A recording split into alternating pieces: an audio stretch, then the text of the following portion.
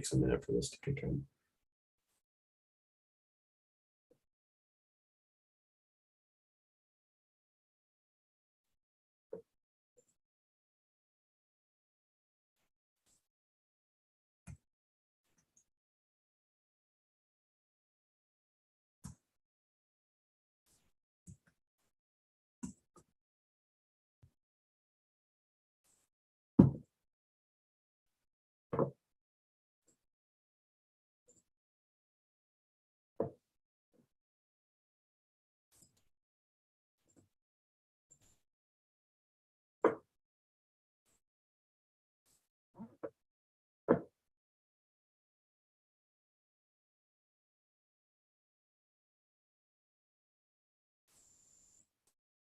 Good morning, everyone. We'll get started here in about a minute.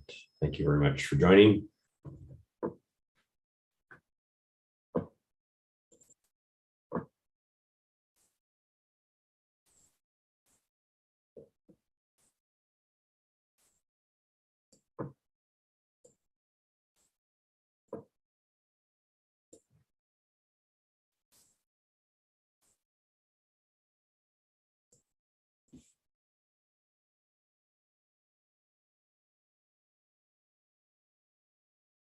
Wonderful. I think we've got most people coming in. My name is Scott Baldwin. I'm the community lead and product evangelist here at Product Board. And welcome to day 3 of our Building Products That Matter Together mini conference. I hope some of you got a chance to check out the first couple days of sessions. If not, we will be posting recordings within our product makers community under the past event section. And you'll also find our live streams as well on YouTube under our Product Board account. Glad everybody could join us from your various time zones, whether it be morning or evening, depending on where you are. Just before we get started here with our first speaker, a few housekeeping items. We will be recording all the sessions, as I mentioned, so they will be available afterwards if you have to depart or want to share these later with maybe your team. They will be there. Sessions are about 30 minutes, including Q&A time. So if we don't get to your questions, feel free to create a new topic within our product makers community. We'd be happy to answer them there and have our speakers involved in that side. Q&A for questions and chat for chat. Please make sure you do select everyone in the chat panel, though, so that everybody in the audience can see what you're asking, rather than just us hosts and panelists. And from an agenda perspective, we have 4 speakers today on deck. We should be wrapping up within the next 2 hours, essentially, overall. So with that, we're going to bring our very first speaker on, Elsa Wei. Elsa Wei is a multidisciplinary designer, architect, and maker of all things digital.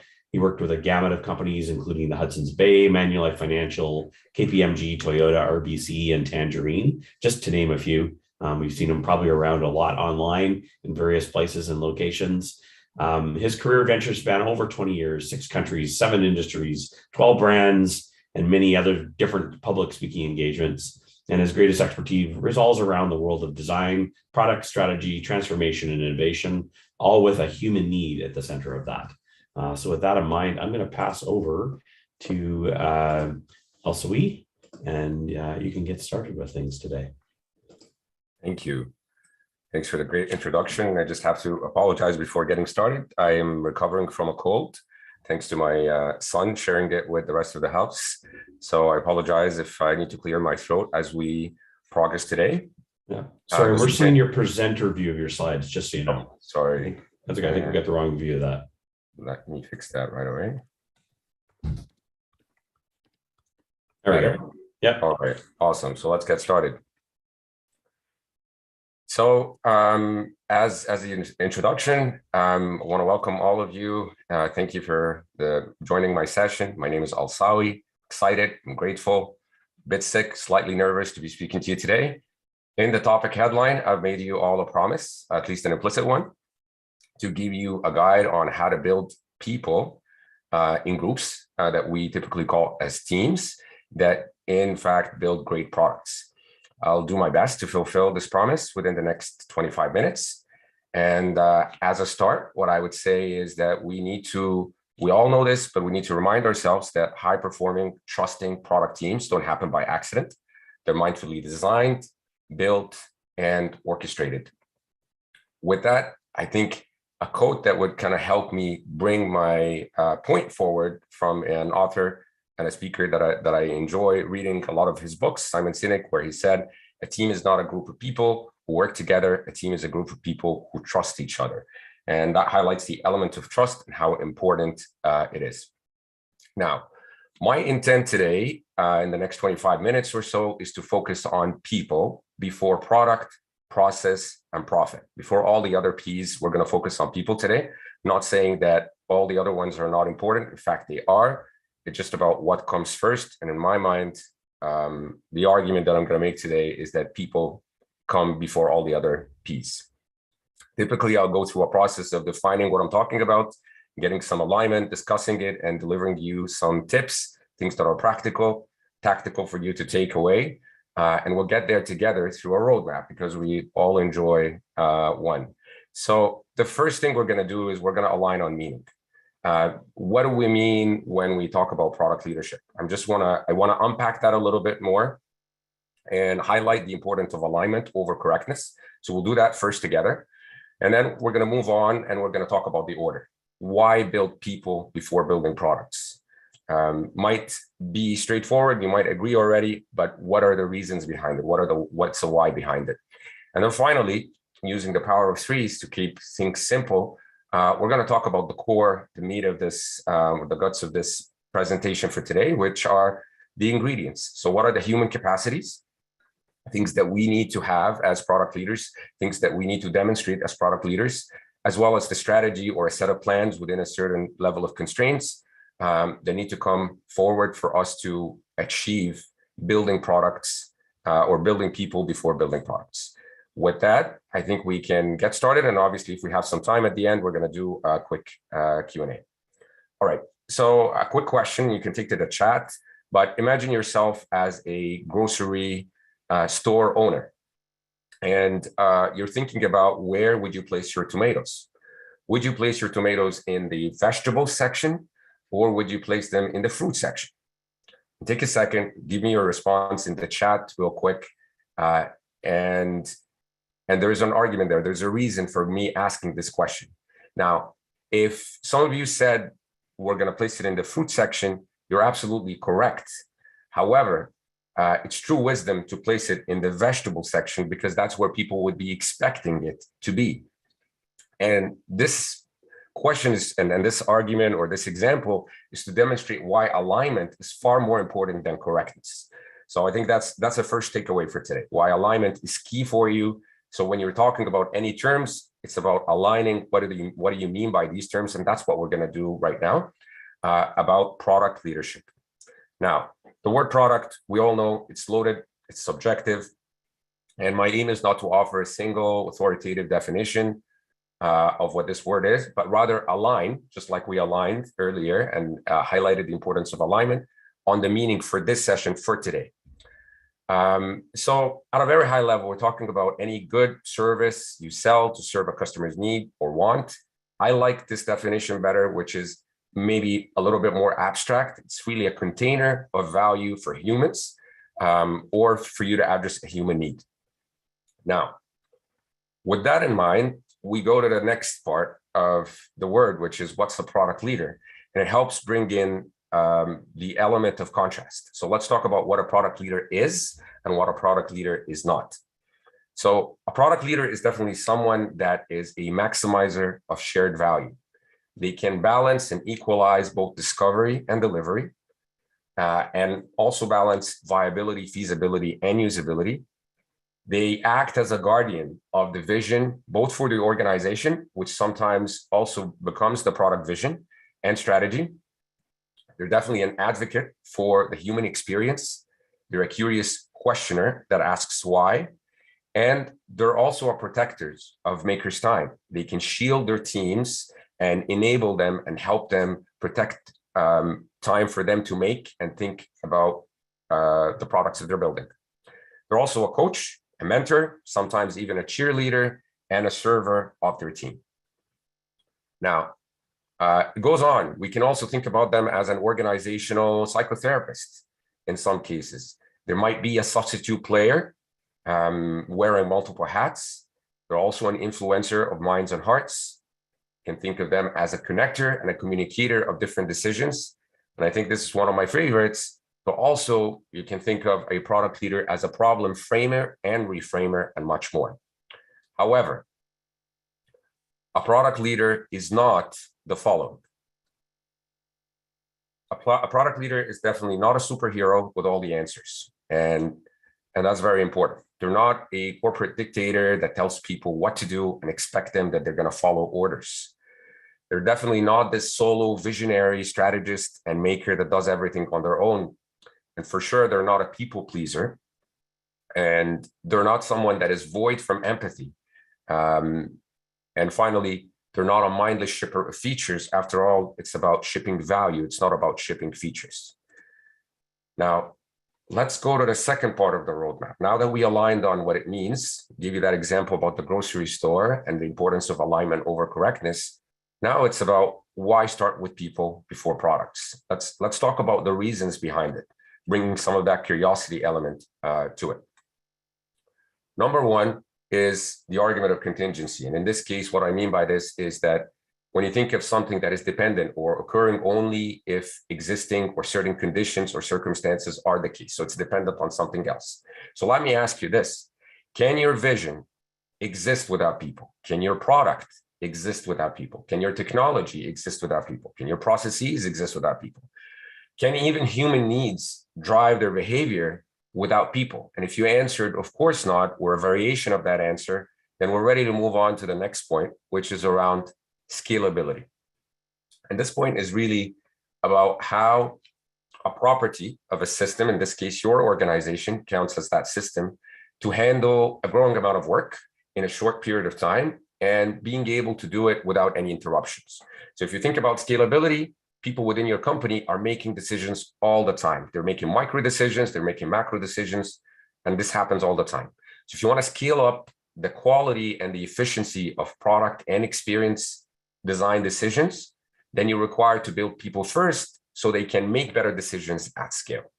That's my second reason for why I start with people. And then my third is reciprocity.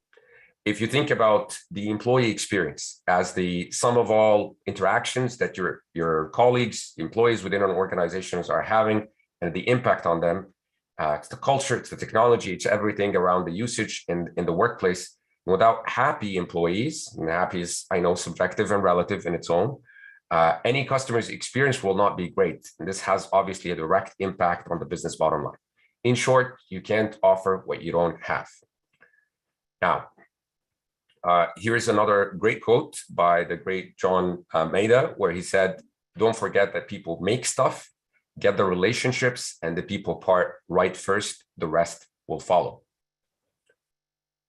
And from here, we get to the guts of today, the core part, which is really around the ingredients. Okay, so we spoke about what do I mean by product leadership. We unpacked it. We spoke about alignment. We then spoke about the reasons, the 3 reasons why we should start with people. But then this is really the how. And the how is an equation of 2 things, human capacities and a strategy. In the human capacities part, we're going to cover any of those human abilities for you to do something, or the amount that you can do it, you can exhibit certain qualities, think of them as characteristics or attributes. And then in the strategy, we're going to talk about a set of contextual plans, actions, goals toward that objective within, of course, a set of constraints. And we'll go through each of these components and unpack it further. If you're ready, if you're with me, let's get started. So we're going to start with the human capacities part. And what are those abilities that we're going to go through today? Number 1, we're going to be talking about practicing empathy. We talk about empathy a lot. We'll unpack that. We'll speak about that and give you some practical tips.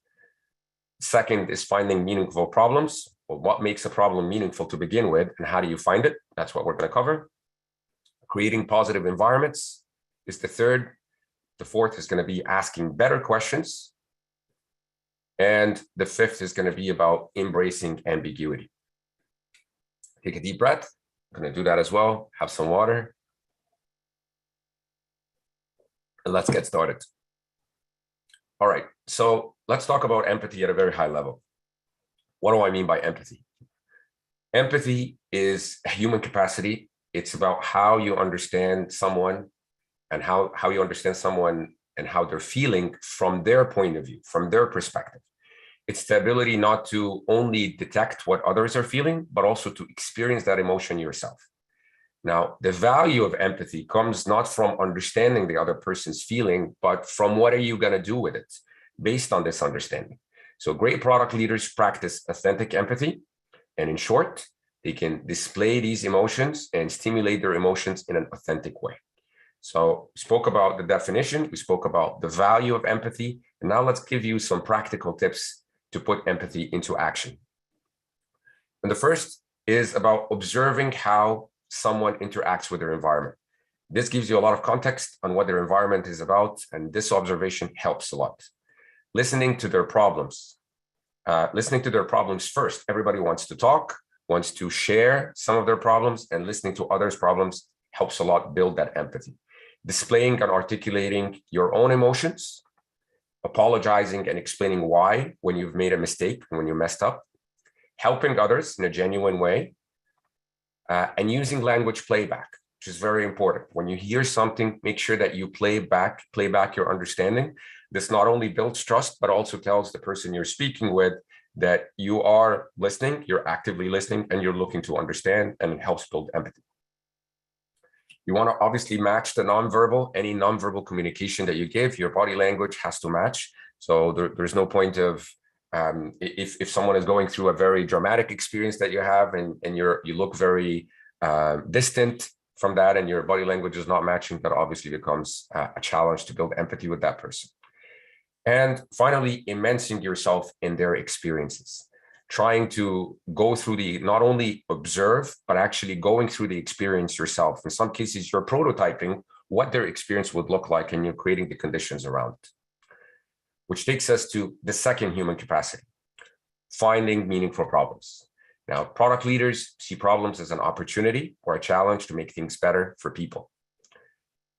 So let's talk about what makes for a meaningful problem before we dive into some of the tips on how to frame a meaningful problem. Number one is that it has to be something that inspires people. If it's too easy of a problem or maybe not challenging enough and it doesn't inspire people, then it's not an inspiring problem. It's not meaningful. It has to create a challenge, has to be unique for the people involved, has to have a rewarding outcome, and finally, it has to be human. So these are the attributes that I think make for a meaningful problem. But how do you put this into action? Let's talk about that.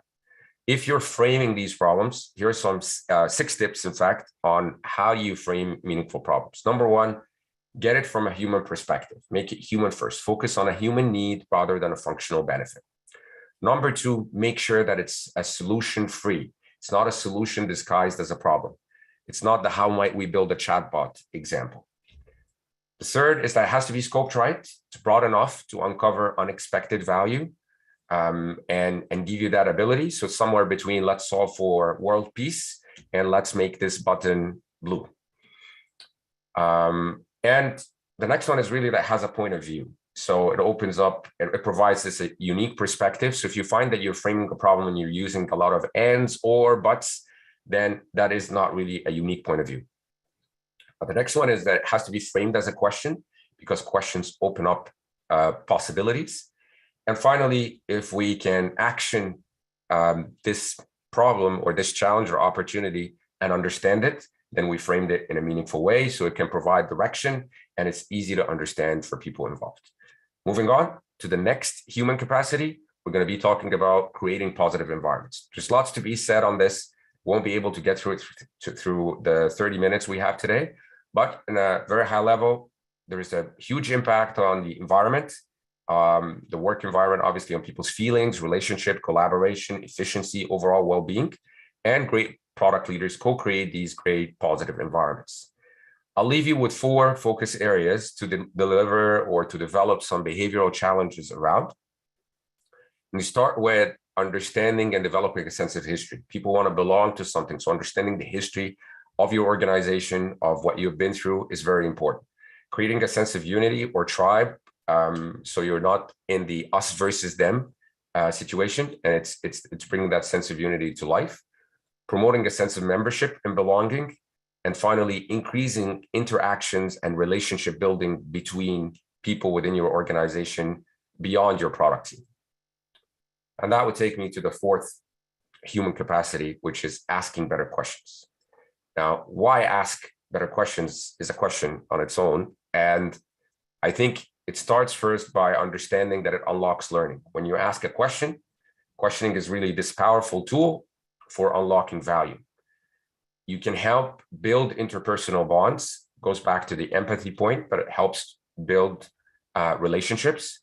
It also humbles your ego, which is very important, as we discussed earlier around the attributes of a product leader. And it helps create new perspectives for you. And here are 7 tips to ask better questions.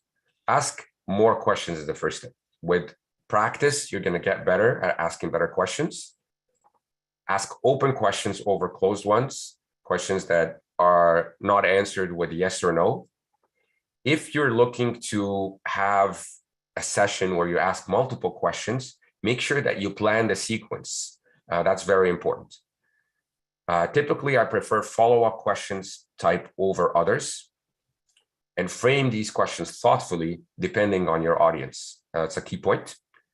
Casual tone is definitely preferred than a formal one, especially if you want to bring that element of empathy up. And of course, play back your understanding when someone answers the question that you've been asking. With that, I think we're ready to go to the fifth element, or the fifth human capacity that enable product leaders to put people first and build great people that build great products. And that is embracing ambiguity.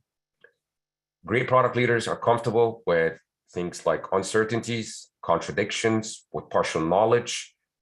In short, they're comfortable in a VUCA, in a volatile, uncertain, complex, and ambiguous world. And I hope some of you can relate, but it seems to be the case for every product leader that I've met.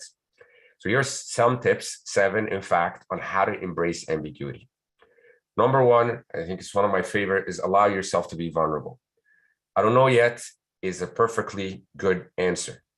There's a power in being vulnerable, not only to build empathy with your team, but it's also to remind yourself that you're human and you can take the time to answer a question, like I mentioned in this example. Number 2 is every time you say should, challenge yourself, or every time you say should, in this case, challenge yourself and frame it as could we? Could we do this rather than we should do that? I think it's very important to connect language and how you speak. We have a point on that later. Sacrifice that sense of familiarity and comfort and certainty for innovation, because when you sacrifice that, you'll be able to open yourself up for new ways of thinking. And in some cases, it helps when you're stuck in a complex situation that might be ambiguous, is to be deliberate in changing the context you're in to gather new information. It also helps getting together as a team and articulating clearly, what do we know? Articulate what's clear for us, what are the known knows, and what do we don't know? And that in itself, putting that together, helps resolve some of that ambiguity and helps bring you on the same page. Engaging others, so don't do it alone. And finally, track your insights. As you progress, it's good to remind yourself of what you've done in the past. You can keep an insights journal. You can keep in different forms, and it's very helpful to bring these insights when you're stuck or when you're in an ambiguous situation. Now, that being said, I think we concluded the first part, which are around the human capacities. I want to go through the strategy part. And you can think of the strategy as a dual track. Again, it's a set of plans, actions that we're going to talk about. There's obviously some constraints that are around them, and we're going to unpack it. And here, your role in this as a product leader is really a facilitator. And it's very important to mention that using people, in this case, where I say people as a product, is not to objectify them, is not to objectify the humans, but rather to simplify the track name. So it's very important that, we apply the product thinking principles that we know when dealing with humans that we serve and work with. So that's the first track, people as a product. The second track that I don't want you to forget is product as a product, and that's not going to go away, and it's extremely important. But like I said, I'm focusing on the people aspect for today. So let's go through it. I have 6 minutes to go, and I want to do a recap of all of that until at the end. So the first thing that I would speak about today around strategy is in the people as a product component is crafting your cause. the purpose for your team's existence as a team, and what impact do you want to create in the world, and for what audience. This is very important. So starting with crafting your cause, why do you exist as a team, is critical. And if that exists already, great. Is it time to refine it? Is it time to reflect on it or know it? Here's a template that I like to use. We exist to create and name the impact in order to serve this kind of audience. Here's an example where I put it in practice in the past, one of the organizations that I worked with. But here's an example to demonstrate how to take that template and craft your cause. Again, your role as a product leader is a facilitator, bringing your product team together to be able to craft something like this. Now, the second part, or the second step, is really outlining your capabilities. So now that you have the purpose, and the purpose is clear, you identify the cause. Now, capability, you can think of it as any expression or representation of what your team does. A lot of the times people don't know what a product team does, and what can you do maybe in the future. So it's really a list of your abilities. Some examples: if you're really good at behavioral design, you might put that. If you're a team that does recruitment, then a capability for you would be recruitment, could be experimentation, asset management, product management could in itself be a capability that you offer. Think of it as a menu of the abilities that you have as a group or as a team. Now, the third thing that I would really want to focus on with you is building your team charter. This is critical. First, it serves, and the rationale behind it is that it serves as a source for the team to articulate the focus and the direction, but also helps educate others outside your team on what your team is really about. So here are some things that outlines the values of the team. What do we stand for? Our core values are code of conduct, type of how we make the decisions, our compass, attributes, obstacles that we see within the organization, coping mechanisms for when things go wrong. What will we be able to do to cope?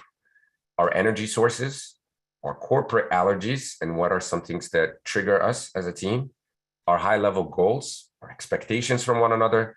You can even include a slogan and some sort of a commitment through signature or some form of choice closure, which is a behavioral design principle. And that will bring your team together and align on that in your team charter.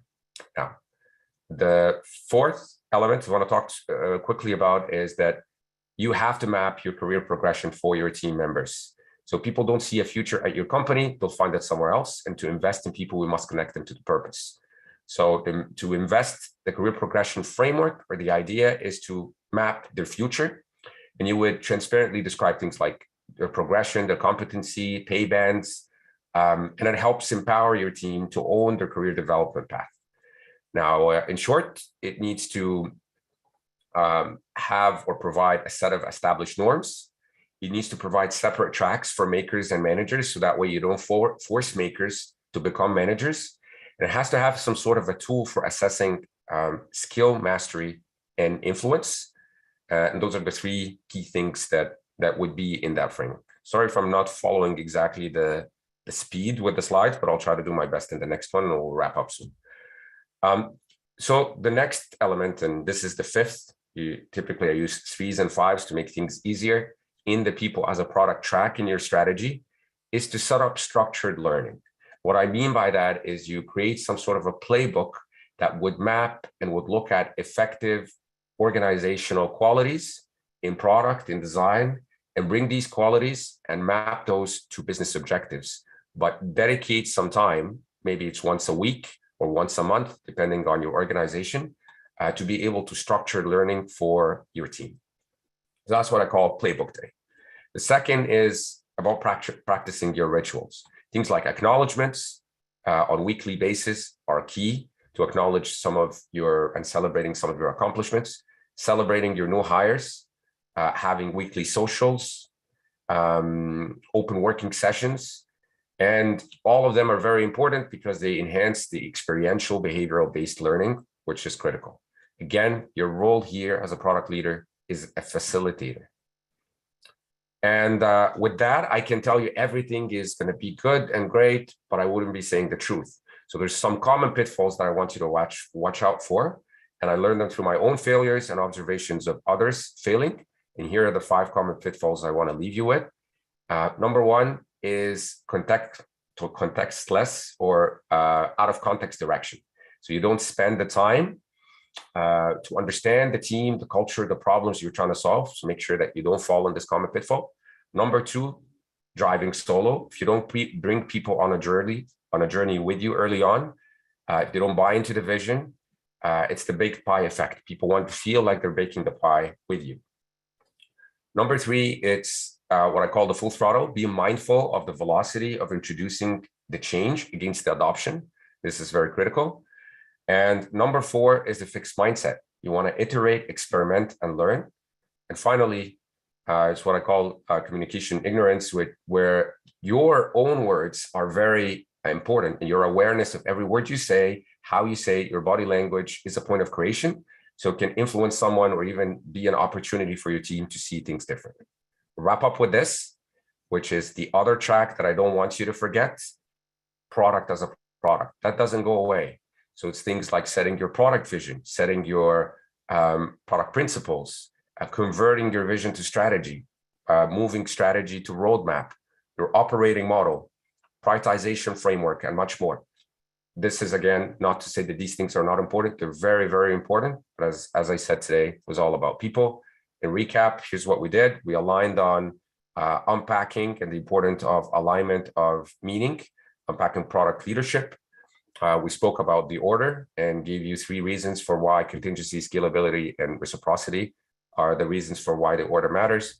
And finally, I left you with the ingredients, which had 2 components: human capacities and strategy, on how to build great people to build great products. Apologize for being 1 minute over. I want to say thank you. If you want to connect on LinkedIn, you can scan the code that you see. Thank you very much for having me. Thank you, Elseway. Appreciate it. And we'll try to catch up on maybe this a little bit in our community if people have some questions for you further, and maybe we can get you back, spend a little bit more longer time on this topic. Sounds like lots to chew in, lots to bite on there. Great, thank you. No problem. Take care. All right, with that, I'm going to get our next speaker up here. All right. So Saielle, I think you should be able to share video. Excellent. Perfect. We're good. Saielle is a product leader with over a decade of experience shaping teams and practices at companies of all sizes. Currently, she's the director of user experience at a carbine site, Kazoo, where she leads product teams on the journey of customer discovery, problem market fit, and establishing product management and design practices. And she also advocates for system thinking and product ethics. You've probably seen Saielle speak at lots of different events within the product community. We're really, really happy to have her here today, sharing her thoughts and experiences. Excellent. Thank you so much for having me. Hey, everyone. No problem. Let me share my screen. Can you all see that? We can. Cool. So today I want to talk about getting to regenerative design. And the subtitle here is Unfucking the World by Using a Bigger Lens, which I think is super important. One of the things about product ethics is really digging into like why the world works the way it does. And I think Elsawi made some really fantastic points about the impact of designing people. And when I first heard about this conference, I got super excited about it because I think regenerative products are such an interesting and challenging space. And there's a lot that we can really do in this space. So let's take a look at some of that today. So we tend to think about products in this human-centered design framework, right? We tend to think about things like personas, et cetera, right? And one of the things that I think is really important here is understanding that we as product people are designers, and we have a responsibility to think of ourselves and to think about the consequences that we can have on the world. For those of you who don't know the name, there was a really great author called Victor Papanek who talked about the impact of design, and I think industrial design, product design, they kind of go hand in hand here. And there are professions more harmful than industrial design, but only a few. And so when we think about what it means to do design and what it means to build products and to do, products that support real human needs, I think it's really important to remember that over the last decade or so, we've seen this really big push towards personalization and towards, unit economics of one and kind of customer success on a per customer basis. And I think it's really important to remember that, while we have these personas and we have these demographics and psychographics, we're in the age of nudge, and we're in the age of products that can manipulate and products that can change behavior, sometimes for good, but not always, right? And so human-centered products eventually have turned humans into their material, right? We've probably seen this before, I'm sure, but for those of you who don't know, this is kind of the hierarchy of human-centered products, right? We start with usable, and then we work to useful, desirable, sometimes delightful, and then certainly meaningful. But there is a dark side to some of this, right? Usable products can make us thoughtless. Certain things can make us wasteful. Desirable products can be addictive. Delightful products can be frivolous, right? And then depending on the level of meaning that you get from certain products or applications, it can kind of make you self-centered. So I want to talk about that today and talk about what we can do differently there. Why should you listen to me? Well, first off, I'm a super awesome product leader. I'm a product leadership coach, and I build teams and cultures, and I help make the people that make awesome things. And I have a blog. It's blossomat.work. I'm currently the director of user experience at Kazoo. And like Scott said, I have over a decade of experience, going on a really long time now, almost embarrassingly long, but it's fun. So thanks for listening. I'm super glad you're all here. What I want to do is talk you through regenerative design and talk about some of the ways that we can move product thinking forward for the next decade and maybe beyond, maybe the next century of product thinking. I think one of the things to remember is that the systems we design us. And what I mean by that is Mark Andreessen wrote in the Wall Street Journal in, I think it was 2011, that software is eating the world. Well, we live in a place and time where software is the world. Of the 10 largest companies in the world, these stats are a little bit dated at this point, but tech companies have taken a pretty big hit the last few weeks. But generally, of the top 10 companies in the world, 7 of 10 at the time of this reporting were tech companies. And, the thing is technology and the people who build it really run the world in a way that hasn't been as true before as it really is now. And so industry, whatever that means, industrial design is inherently product design, is application design, right? And when we think about that, like, we are the people who are making the world. We are the people who are designing it. We're designing the products that we use every day. Applications like Product Board and Uber and Facebook and Meta and Amazon. I mean, these are things that most of us use at least weekly. So it's really important to think about how we go about more ethically designing the things that we use and really thinking about how we can build better products that don't just extract value, but maybe regenerate it.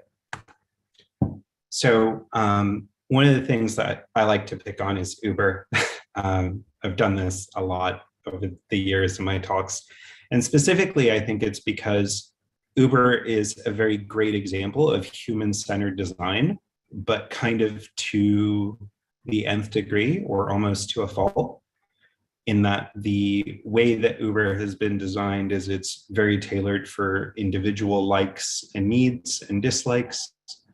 And Don Norman said that the more something is tailored for the particular likes and dislikes of the target population, the less likely it'll be appropriate for others.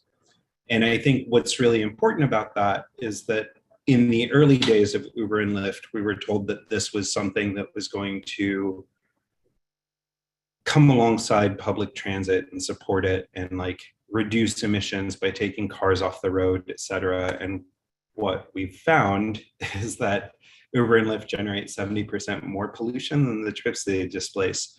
Part of the reason for that is the always on availability of Uber drivers in order to keep people moving and to keep trip time short.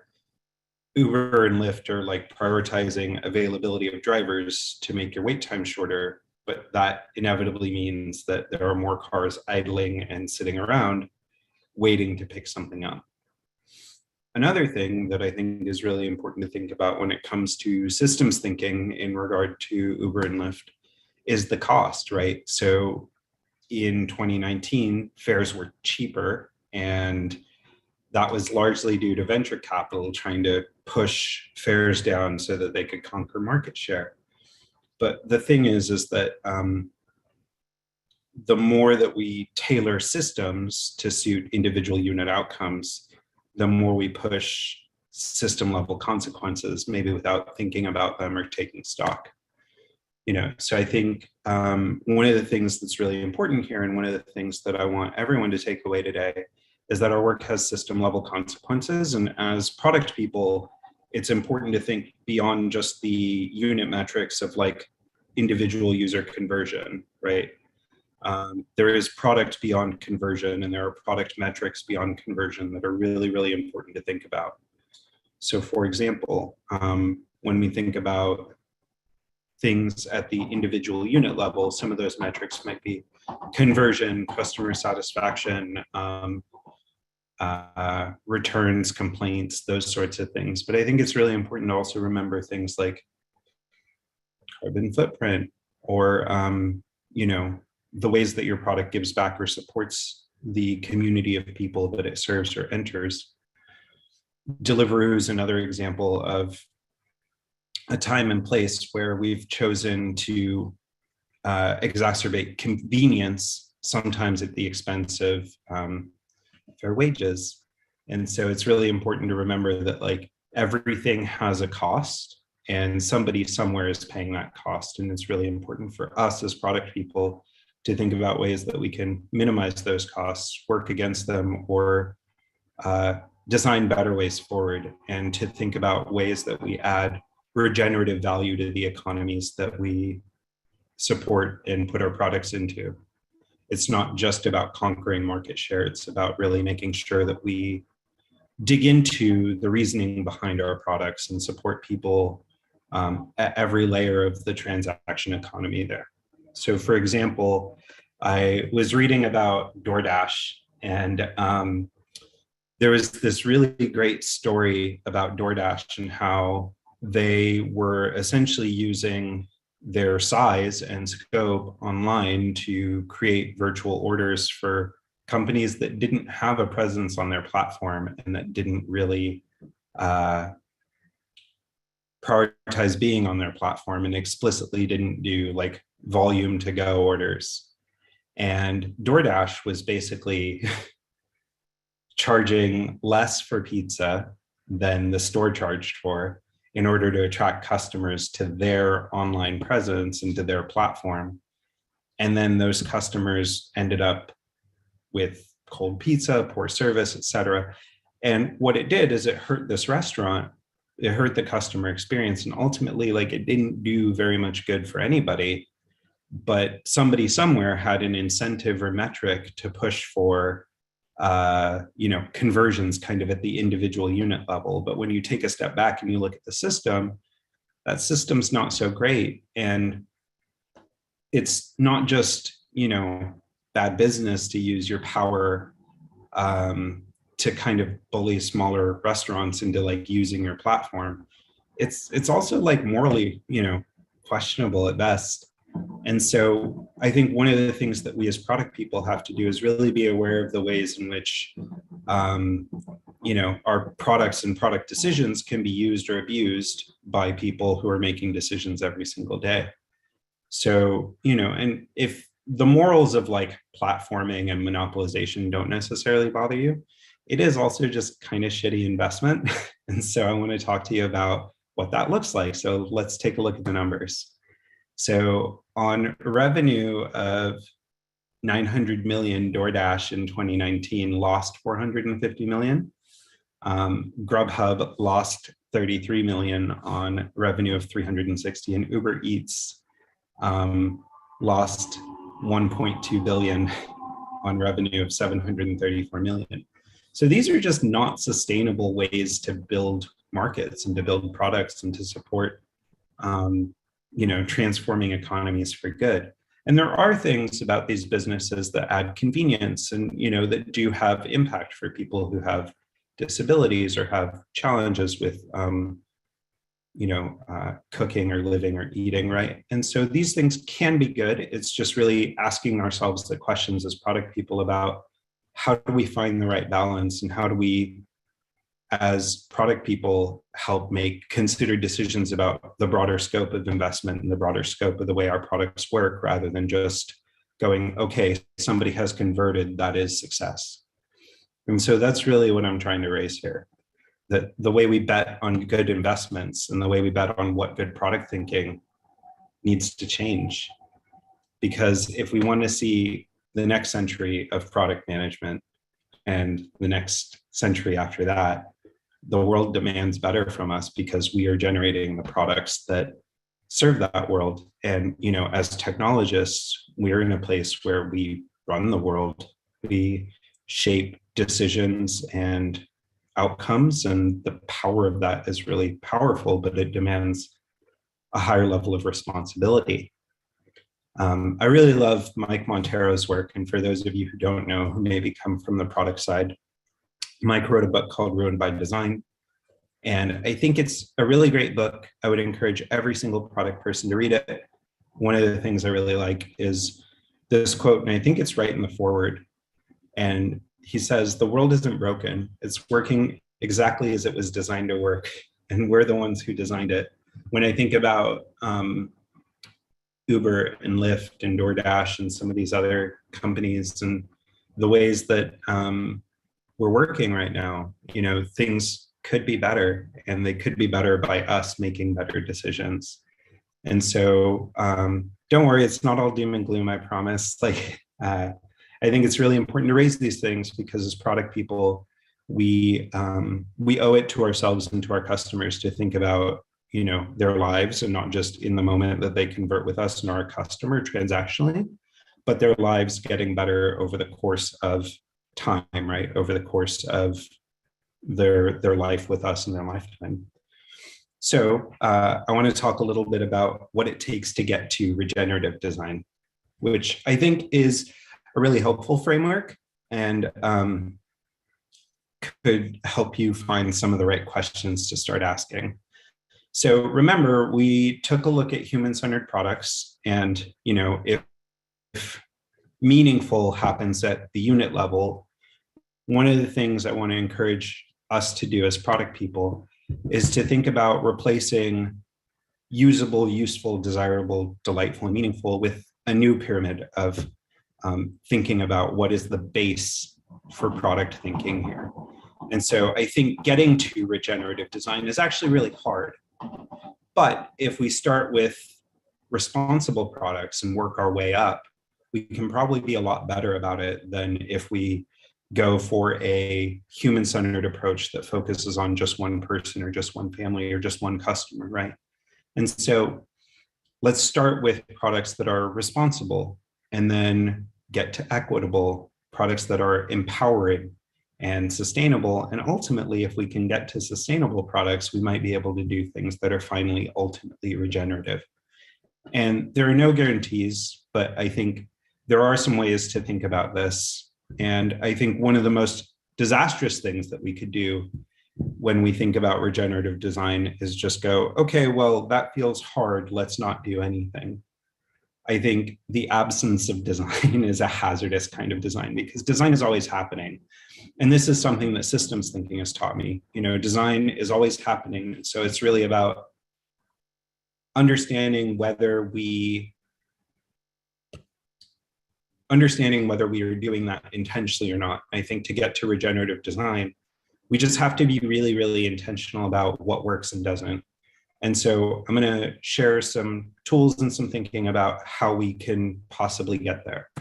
So one of the things is expanding our thinking from individual interactions and journeys into systems and ecosystems, right? When we think about when does this product happen? I think a lot of product managers, especially if you've learned the work backwards technique, will kind of start at journey and will work from journey and kind of, again, still measuring against the unit metrics of one, right? One customer journey and its happy path and sad paths. And really what we want to be doing is thinking more broadly about the system, the ecosystem, how that product fits into this overall person's life journey and how they could benefit from your support and your thinking. And, for example, if you have a product that encourages people to spend money, what kinds of safeguards are there so that they do not overspend? Microtransactions and gaming are a great way of thinking about this, right? How are you balancing a product so that it's not addictive? How are you balancing a product so that it doesn't nudge people to work against their own interests?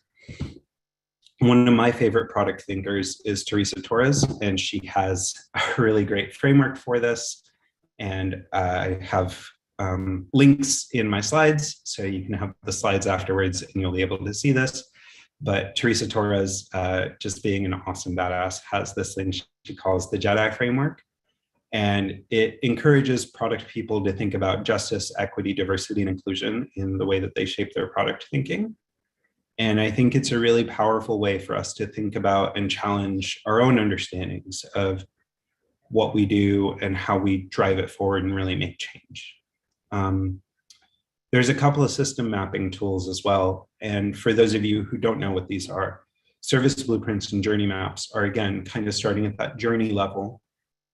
And I think a journey map can be really important for an individual customer journey, but you can also use it to kind of look beyond the boundaries of a single transaction. If you do a commerce product, or if your product has a defined outcome, you can really think about the ways in which the overall service happens from end to end, right? Where does the customer start? What prompts them? What triggers that? How do we know they're satisfied? When could or should they revisit? When could or should we offboard customers or let them go, or know that we've done our job in their lives? There's also some really cool system ecology tools that I've been playing with in the background. And so there's this thing called the rich picture method, which is basically a more low fidelity version of service blueprinting, where you kind of capture the people and the objects and interactions in a system, and you capture just some basic processes really, really quickly. And it's a great way to kind of do a very low fidelity service blueprint up front and kind of build on that. And then service ecology looks at, like, how does your service happen over time, and how does that work? And, what are all the ways in which this service manifests? And I think the other thing about this that's really important is remembering, like, for the sake of your own mental health, that you can't control everything as one product person. But if you're moving the conversation towards asking those questions, you're going to have more impact than if you say nothing. And I think that's a great place to start. So I want to talk about how do you keep your sanity, if you will, as you look at building regenerative products and start asking the hard questions about how to get there. So this is something that you might see in therapy, but it is really helpful. It's what's in your circle of control. So for you as a product person, what's in your circle of control is your own understanding of the systems your product exists in, how the information flows between that system and other systems, what information is shown to who and how, and who can manipulate, control, or measure information in the system. So for example, your product roadmap or user data or things like that, those are probably in some ways in your control. Things like what your company does with external impacts are probably in your circle of influence. You can work with other people to identify them and identify where incentives and value is and where you're measuring value, and how people learn about secondary impacts. So for example, if you have a product that ends up causing people to overspend or put themselves in dire straits, how you share that information and how you share negative impacts about your product's impact on customer lives can be really, really important. And how you set people up to take action on the problems in the system, whether they be individual user problems or kind of more system level problems. Those things are probably in your sphere of influence. You probably can't make individual product decisions that save the world, but what you can do is influence and bring people to the discussion table to have meaningful conversations about those things and drive things forward, and to try to influence the way that everyone around you is thinking about those problems and how to tackle them. And then things that might concern you is like impact at the industry level, right? So like in my circle of concern, the reason I'm sharing with all of you today is trying to disseminate a little bit of systems thinking and ecological thinking at the industry level, right? And so I'm grateful to Scott and to Product Board and the product makers community for this, because this is in my circle of concern, and this is one of the things that I can do to make changes, to share some tools and some guidelines for how to think about this. I can advocate for policy changes, and I can work on structural and societal issues and write my MP or my congressperson, if you're in the States, and try to lobby for change on an individual level as myself. But that's probably what I can do. And there's other things that I can do as well, right? So one of the really interesting things is all of the waste energy that's used from people overfilling their kettles in a single day is enough to power all the lights in England for a night, just that waste energy that's used from people making tea in the UK. And so it's one of those things that like just being more mindful about how much we consume can be really important. And I wanted to show you a very practical example of a product that increases sustainability and starts to move us towards regenerative design, which is this single cup tea kettle, which allows you to boil a single cup of water to make your tea, which is actually really good in the sense that you encourage people to use what they need and not more. And making that option available is really, really good for customers and for us as like a species, right? But I think it's important to remember that like at the individual level, it's not enough. And what we need to remember is that the biggest carbon polluters in the world are not you and me. It's these 20 companies who, this is from The Guardian, who have done quite a bit to drive our the overall pollution on the planet. And so it's really important to remember that like our individual actions, super, super important. And it's not the only thing that we can do. And we certainly need to be watching how we hold these systems to account for things, right? Because the individual level decisions can only add or take away, but they won't do everything. And so when we think about products that are responsible and equitable and empowering, sustainable and regenerative, we're almost done here. I want to give you some questions if you want. It's a great chance to take a screenshot. I did also write a bunch of stuff about this on my blog, so you can check that out. But what's the bigger context our product happens in? Who benefits? Who's excluded? Who's got the power using our product? What responsibilities do we have to our community as a company? What behaviors are we thoughtlessly encouraging right now? How can we achieve better outcomes with our customers on a long-term basis, like after this one transaction or purchase? So in thinking about this talk, There's a ton of other stuff there. And I wanted to just give you some very practical like books that have helped shape me and shape my thinking here. Thinking in systems, how to make sense of any mess, redesigning the future, design for the real world. These are all things that I think are really, really important and allow any product person to really understand the way that they can think in systems a little bit more. Thank you so much for your time. It was really fun to share thoughts with you. I really, really appreciate the product community and everyone who showed up to listen today. You can check out my blog or scan the QR code. It goes straight there, or you can find me on Twitter at Intentional. I'm super grateful to all of you. Thanks for checking it out. There is a ton more content on my blog. I kind of had to give you like the very light version today. Thank you, Saielle. That's really excellent. I know that's tight times to talk about a really deep and passionate topic for you, but I do really appreciate you showing up today with all the energy that you had in this, and really, diving into the importance of this really thoughtful conversation on regenerative design today. So again, thank you very much for doing that. Thanks, Scott. Thanks, I don't everyone. think we have a lot of time for questions, so I'm going to push that over again to our community. I know you're available as part of that. Feel free to ask questions, and I know you're really active on Twitter as well, so that's a great place to find you too on that end. So we're going to push over to our next speaker here. Yeah, thank you for everything. 2 seconds. Nate Jones.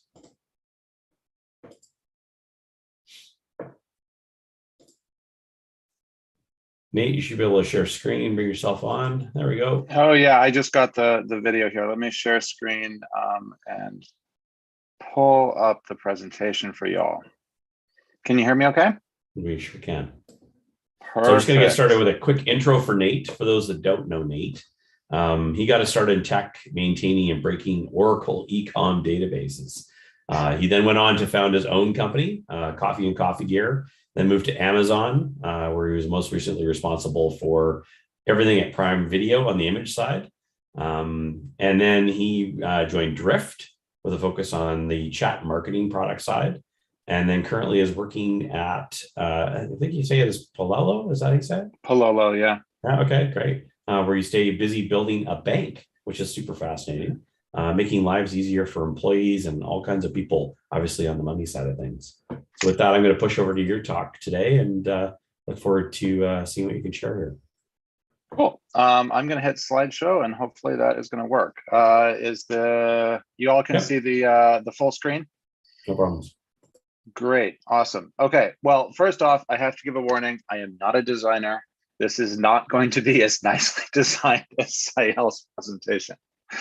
That being said, I'm really excited to chat with you all today. I admit 2 years into the pandemic, it's still a little bit odd to give chats like this because I tend to engage and read off the audience, and that just doesn't quite work in the same way. So if it feels a little bit monologue-y, that's because I'm just doing a little bit of a quick tour through the presentation so that we can have time to chat together and to ask questions. I'm really hoping that we can sort of take a quick tour through this and make some time for you guys to get involved, and we can actually have a little bit of an interaction and conversation. So fingers crossed. That being said, I want to talk about quagmires, which is a fancy way of saying a big hole in the mud. And I have literally driven through quagmires. I don't know how many of you have, but it's that feeling when you're driving a car through, in my case, it was a river crossing in another country. You go in over the axle, right? Like, and you're driving and you're sort of pressing the accelerator and nothing happens, right? The engine gets overheated, maybe smoke comes out and you're just spraying mud everywhere. And the harder you push on the thing that worked before, the less forward progress you make and the more stuck you get. And I found that to be a really potent metaphor for the kinds of problems we can run into with delivering value to customers in the product space. And spoiler alert, the reason why this matters to me personally is not only because I have gotten stuck and personally experienced this, which is true, but also because I am personally invested in understanding how failure helps us to get better. As an entrepreneur, I ran a business, but I've also failed at running a business, right? I had to shut the business down. I'm not one of those people that, exited with $1 billion. I closed my business down and I went on to another part of my career. And I think that the anatomy of failure is something that is really instructive, especially in the product space, and can help us to become better at what we do. So that's kind of the reason I personally really care about topics like this. So let's get right to it. So you're going to see GIFs all the way through. That is just my vibe. So right here we have like this our tax is trying to get out. This shows my age. If you're a millennial, you'll probably have seen this. But the idea is that quagmires are something that we all run into, right? So if you're in the product space, you are going to run into this. It's not something that you can sort of perfectly avoid because they're nonlinear events. And so the question is really not, can I never have a quagmire, but can I drive through it and use escape strategies to handle my product successfully in these chaotic situations and still deliver value to customers? It's how do I respond that matters, not whether I can avoid it.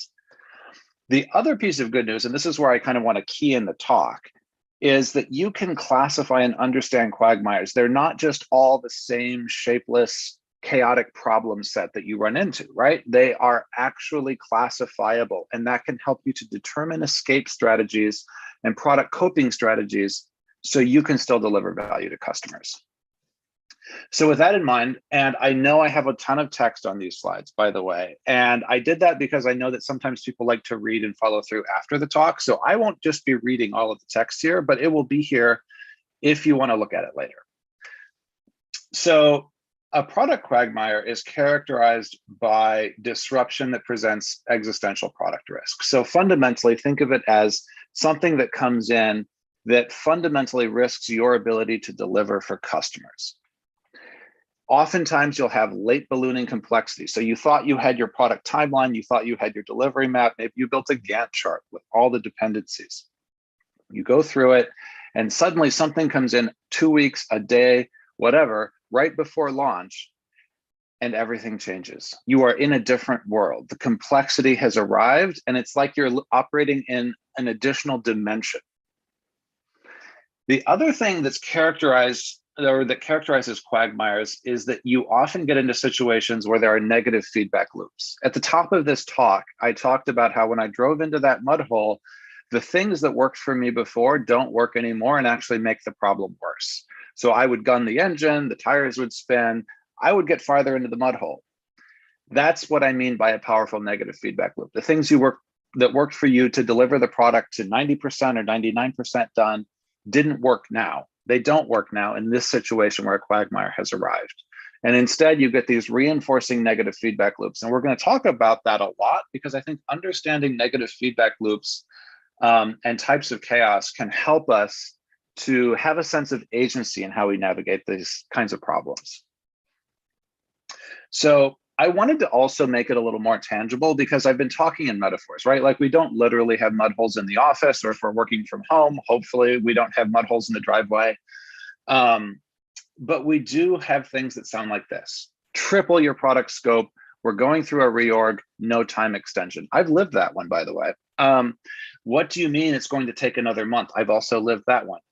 Have you accounted for project X? They have a more efficient solution, I think. You need to put your project on the shelf and rethink it and come back. Those are the kinds of quotes you hear when you are starting to drive into a situation where you have a product quagmire, where you have chaos that is coming in that is going to ruin your timeline and change your ability to deliver for customers. What do you do about it?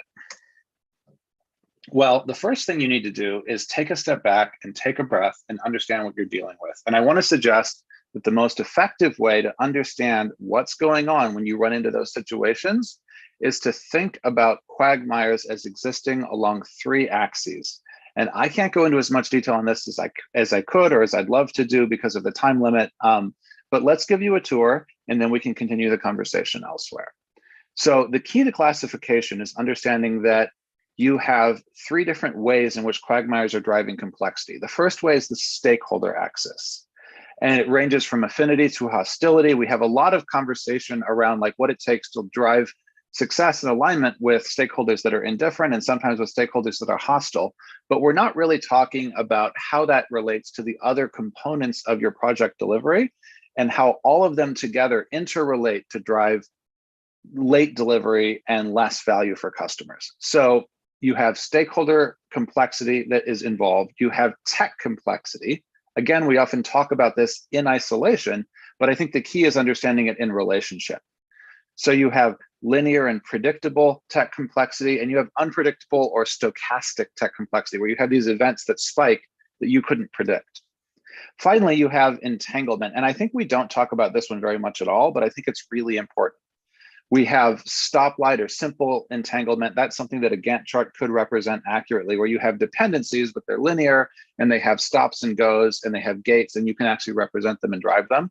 And then you have what I call spaghetti entanglement, where the dependencies are recursive, they form loops, and it can be really difficult to actually accurately map those kinds of dependencies and drive value. And I think that's kind of the hidden axis, right? Like we talk about managing stakeholders as product people, we talk about tech complexity. Entanglement is something we don't talk very much about. And I think all three are relevant to understand how quagmires work. And the hope is if you can classify them, you can escape from them, right? You can at least take an agency-driven approach. You can take your intentional approach to actually driving out. So with that in mind, let's go to the zoo. I have a 6-year-old, I have a 4-year-old. Zoo animals are sort of my world, and I think they also help us as humans to remember. So let's think about how we would classify this in terms of animals so that we can remember what we're talking about and hopefully use that as a memory-driven guide to help us understand how we escape. First up, rhinos. I'm not aligned is the tag word I want you to remember here. A rhino is a leader who leans hostile on the stakeholder axis. They're often not aligned with the original proposal, but maybe you persuaded them or you persuaded someone in their orbit and it was enough to get the proposal off the ground. They may be hostile towards your executive sponsor. And they tend to drive quagmires characterized by feedback loops that just never seem to end. So you can have a situation where the leader is expressing their hostility, not necessarily by saying flat out no, but by saying we need to go back and have another feedback loop, or letting you continue along and then just denying you the resources at the very end to finish. The key thing to realize is that this is not something that typically happens by itself. Because of the nature of office politics, you frequently have a bunch of rhinos operating at a director or a VP level, often characteristic of large organizations. And they tend to run in herds, and some of them will oppose each other, some of them will be on the same side. And a lot of what is going on at that level is essentially a clash of personalities or a clash of visions for what the product can be that you as a product person need to navigate in order to deliver value for customers. And so you need to have some understanding of what is going on to do that successfully. So yes, we are moving on to the next animal, but we have not forgotten the rhinos, and we will come back to them to talk about how we deal with them in the next part of the presentation. So first, understand rhinos high on the stakeholder axis, lions high on the tech axis. I think of this as a situation where you are like the GIF, you're like wandering along the road, the little antelope, and you don't see this piece of tech complexity that can just jump out and grab you. Where you have a situation that you thought the developers had estimated correctly. You have a project you thought you had correctly scoped, and then some kind of problem arrives that you had under anticipated. And I think that's key to call out here, because typically with a solid product person and a solid engineering manager, it's not so much that you never would have imagined this piece of complexity arriving, as that you estimated the probability to be lower than it was. And I think that's a critical difference, because we may be good at estimating all the things that could possibly happen, but we're not necessarily as good as humans at estimating the probability that something will happen. And so when we miss that, we get these events where the complexity just jumps up on us. And like the rhinos, these hunt in packs. This is something where complexity tends to drive complexity. So you discover a whole new dimension to one problem, drives a whole new dimension to other problems as well. So that's lions. For ants, this is the entanglement one. So if the first one was like stakeholders, that's rhinos. The second one is tech complexity, lions. Ants are how I think about the entanglement problem, because you don't really have ants walking in a straight line. Yes, they might follow that path of pheromones to the honey, but it's a curvy, bendy path.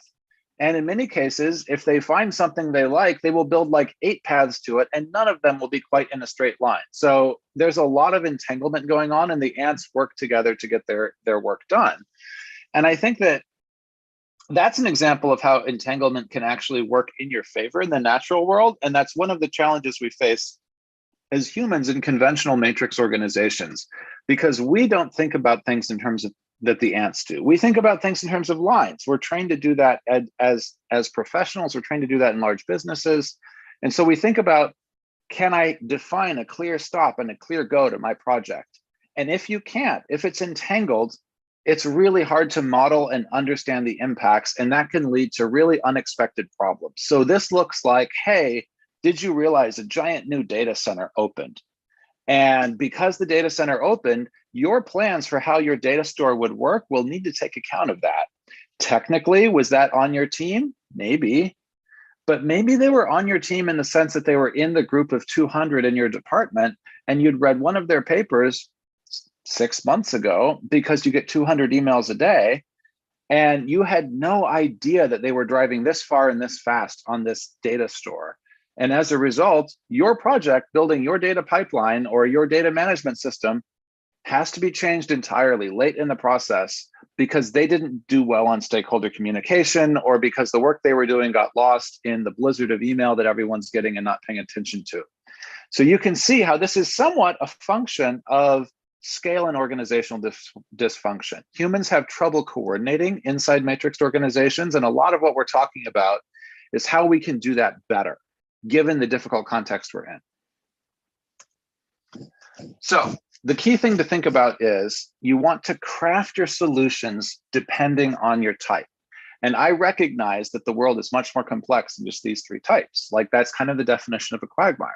And we'll get into kind of how you think about how to address multi-dimensional problems toward the end of the presentation. But for now, if you think about each of these dimensions, there is a key tagline I want you to take away about how you can take agency and address the situation. So for Rhinos or for high stakeholder index problems, align with a highly empowered stakeholder who is running towards customer value. And so this is a case where you actually need to sort of pick your champion. You need to get comfortable saying no and disappointing other stakeholders, including other Rhinos in your org.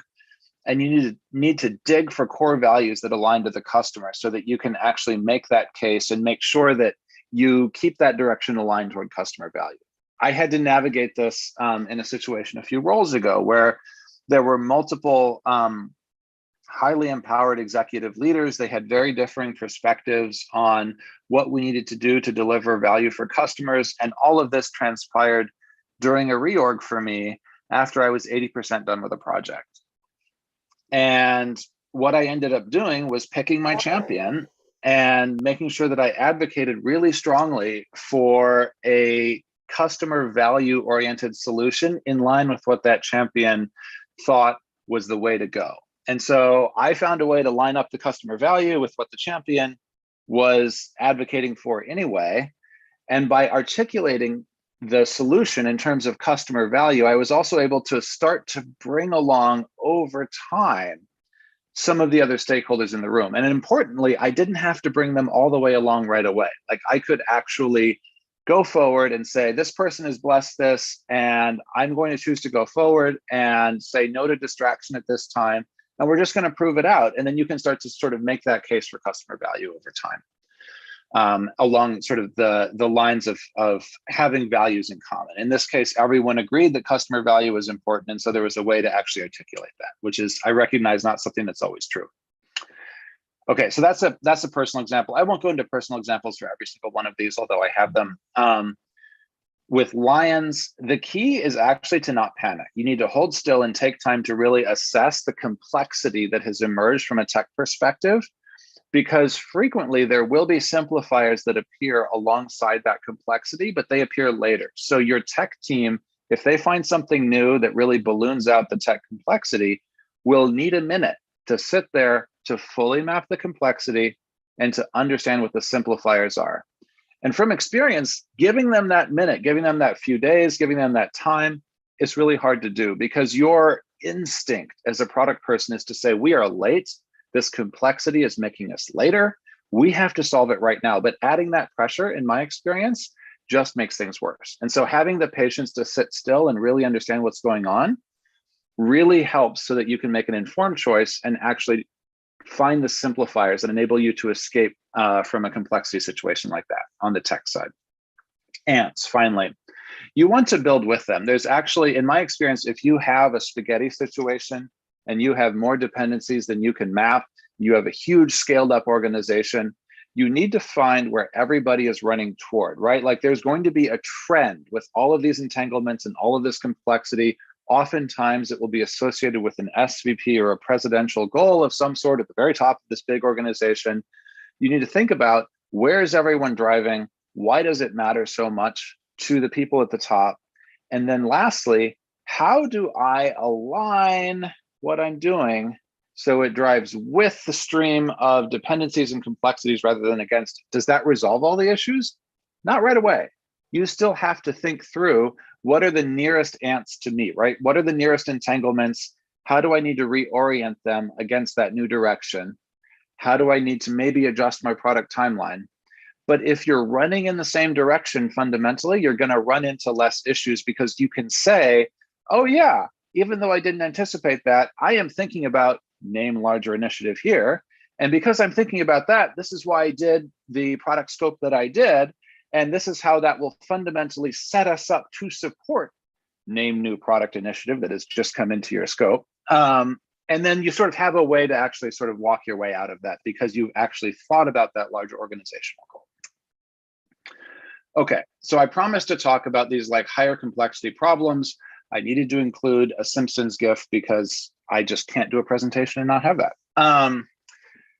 If you have situations where you really have like ballooning tech complexity and also stakeholder problems, or you have stakeholder problems and also a highly entangled and spaghetti complex organization, just picking one of these solutions is not going to work, and I'm not going to pretend it will. But there are ways that you can start to run playbooks of these solutions that help you make progress even in really complex environments like that. So figure out your first causes, figure out what's driving what. Is the tech complexity driving stakeholder misalignment, or are the highly empowered stakeholders who are running and completely opposed to what you're doing, are the Rhinos, are they the ones that are driving pressure on the tech team, causing them to underscope and miss the tech complexity?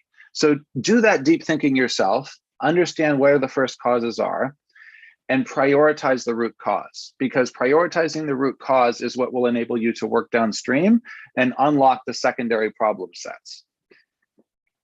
We can get into that more in the conversation. I think that's a really rich area of discussion.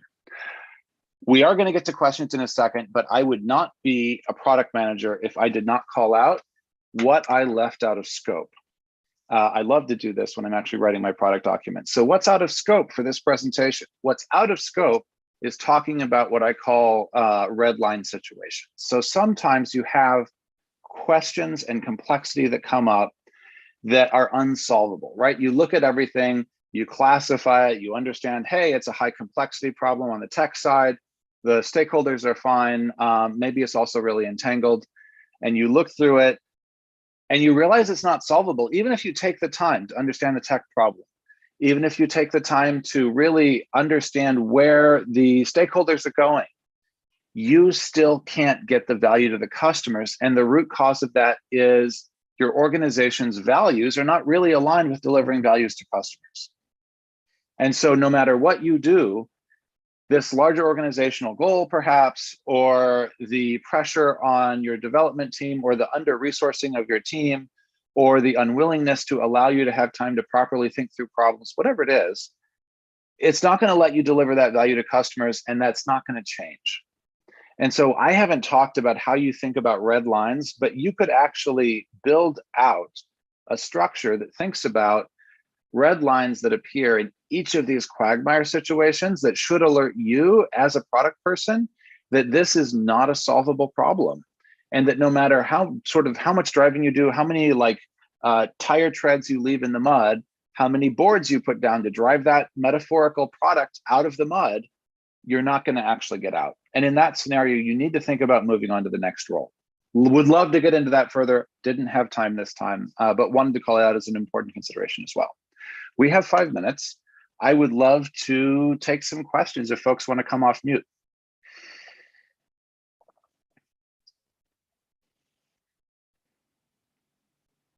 We can put Q&A inside the Q&A section, and I'd be happy to Sure.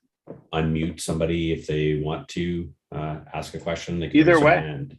Either. Yeah. And the Q&A is the easiest path here. Anybody has Great. anything you want to share? Give maybe a second here for everybody to come in. We've got an interesting, I guess, you're talking about animals. We've got some dangerous animals content that I just shared that we've done in the past that talks a little bit about how to deal with some of the personalities.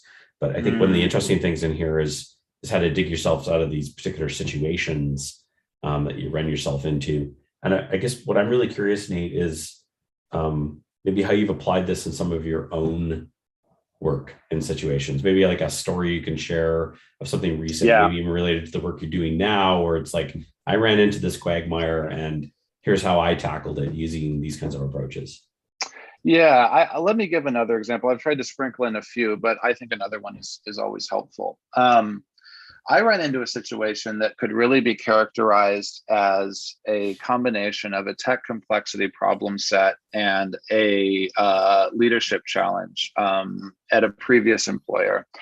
And without naming names, the issue was the department head had a very strong expectation that stuff that was scoped initially was going to be delivered on time, even if from an engineering management perspective, you weren't going to allocate more than like a week and a half to scoping, right? So it's a very short amount of time to scope something big, tight timeline, expectation that you'll deliver 95 or 99% of the time on the button.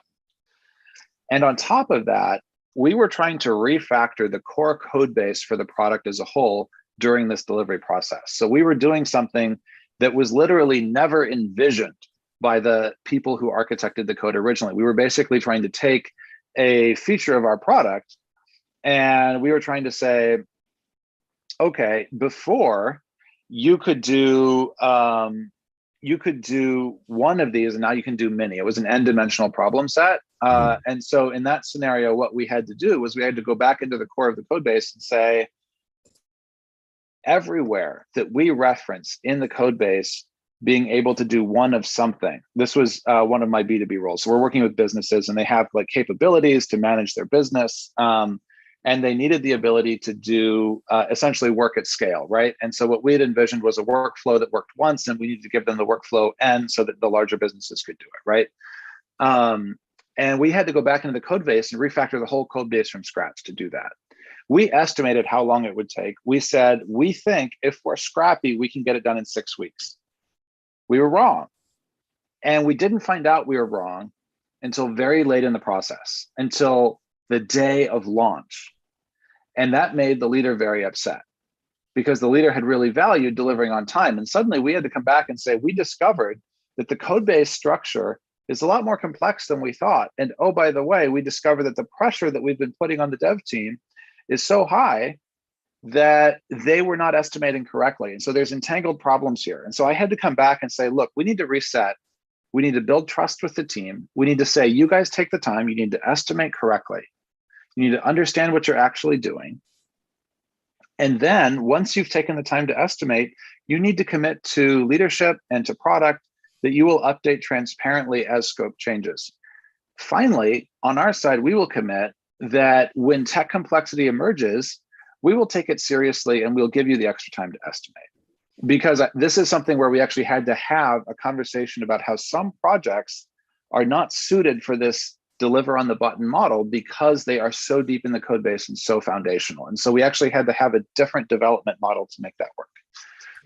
I don't know if that's helpful. I took up most of the time sort of telling the story, but that's good. To me, that's always one that I think of.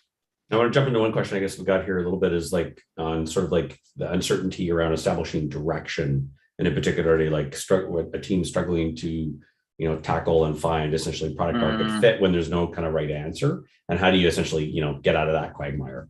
I think is the question of your Yeah, answer. that's a good question. Yeah, thanks, David, for typing that in.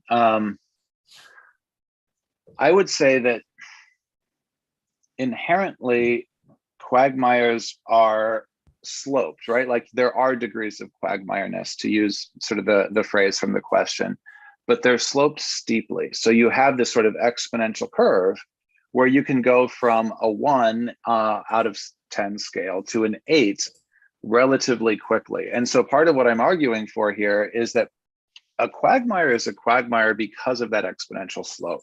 And so if you find yourself in a situation where, last week was okay, and this week is an absolute disaster, and the product is suddenly like ballooning out on the delivery timeline, that acceleration of change is part of what makes it a quagmire, and part of how you say, oh, maybe this is something where I need to take a step back and think and sort of understand what is going on and why these delivery timelines are really blowing out at the way they are. And that will help you to have intentionality and direction, because you can recognize the very acceleration of change that you have is an invitation to step back and to think and to make an intentional choice about how to address it. It's really, really great. Really, really great. Thank you for this really valuable session, really valuable time today. I know we could probably spend hours talking about some of these different situations, but we don't have that time all the time. But I know you're always open to questions, readily available, and have lots to share on these different topics. So maybe we can get you back, talk a little bit more later on things. Sure. Sounds fun. Thanks for having me, Scott. This has been a fun time. Yeah, really, really appreciate it. It's been great to have your wisdom today. I'm going to shift over then to our last speaker here in a minute. Give me just a sec. Computer not working here really well. 2 seconds.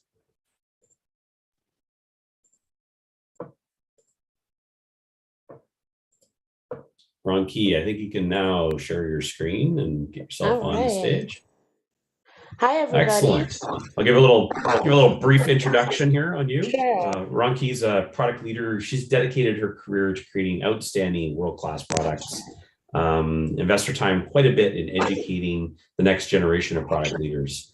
If you haven't had a chance to check out her podcast, Product Magic, it's a real must listen for those that are either working in product or looking to get into product, and really encourage you to take in this session today, understanding the importance of making product management accessible, and the importance of building diverse product teams and opening that space essentially for teams to become part of different product organizations.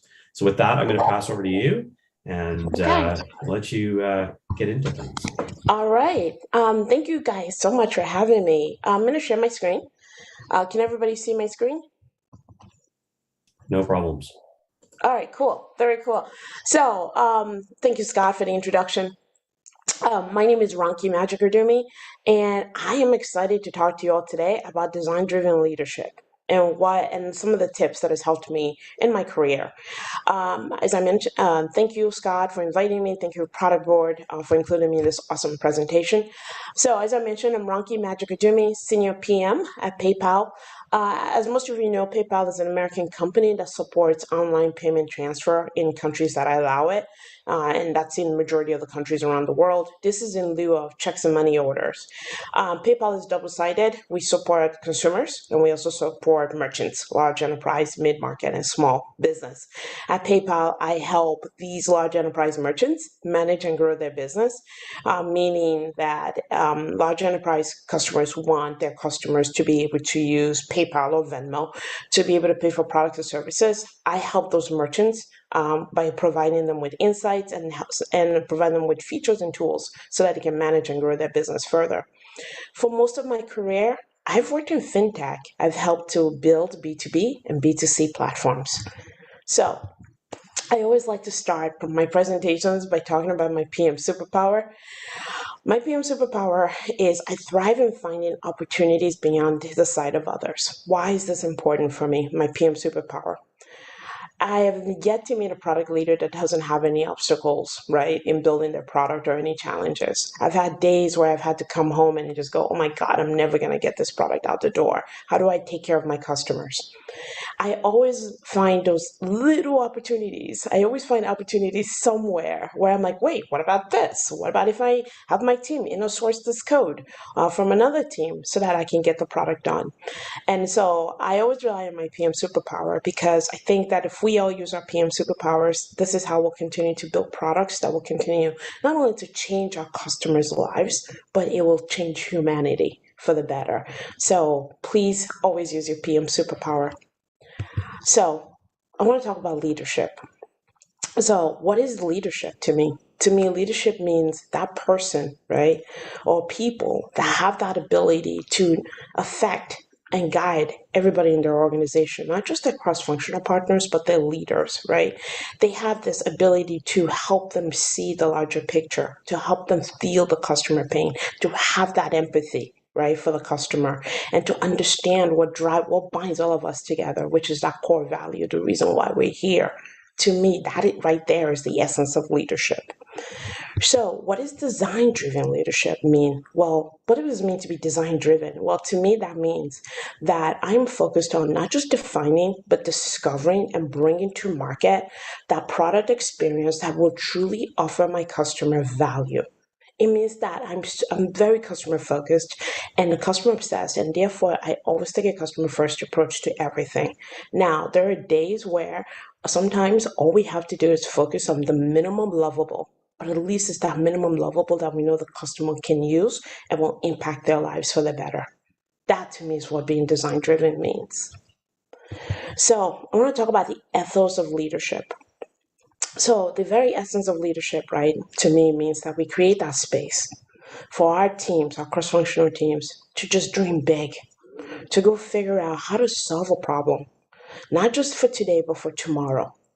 Because to me, when we give them that space, that's when they can bring the unthinkable to life, and therefore they can change humanity with better products. And that is where, to me, that's how we drive innovation.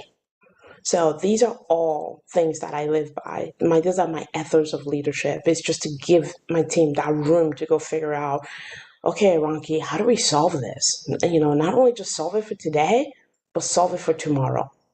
And also provide our customers with the products that they need that they haven't even told us yet.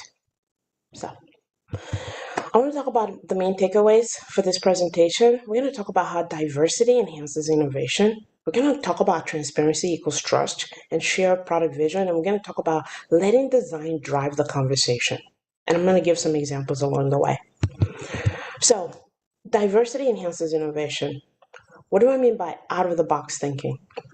What I mean by that is, I think the studies have shown that our brain wants to take shortcuts. Our brain just kind of wants to be left alone, right? And so therefore, it's very easy for us to go with assumptions and say, well, it's always worked that way.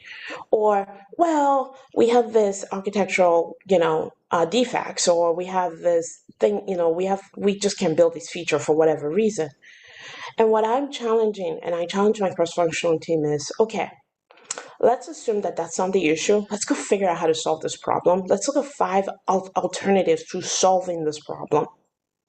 And let's not have challenges based on the back-end code or whatever. Let's just go figure out what are the 5 other ways that we can fix this problem or bring this product to market that will alter our customers' lives and make their lives easier. And the other thing I want to talk about is diversity. Diversity has to be encapsulated in our cross-functional teams. And what I mean by that is this. I serve an emerging global market with my products. So that emerging global market has demographics that are changing every day. And in order for me to meet them where they are and meet their needs and solve their problems, I must have people in my cross-functional team that look like them. That therefore I need diverse gender, diverse thought. I need people with diverse thinking, diverse perspectives, but also these are people who come from diverse geography, background, and circumstances. And so if you have all these people who look like your customer at the table in your cross-functional team, then you're able to build better products, but also eliminate those blind spots. And why that matters, it's important because if you have people in your organization who look like a customer, then you'll be able to anticipate also what products and needs they need in the future. And then the last thing here is creating a culture that embraces intellectual fortitude. I love intellectual bravery. I create a safe space for my team to just go come back with the most awesome off the cuff idea, because it's in those awesome weird ideas that the best product solutions come out of. So I love intellectual bravery. So that is how diversity, number one, enhances innovation. And then I want to talk about how transparency equals trust. So I like to make my cross-functional partners where they are. What do I mean by that?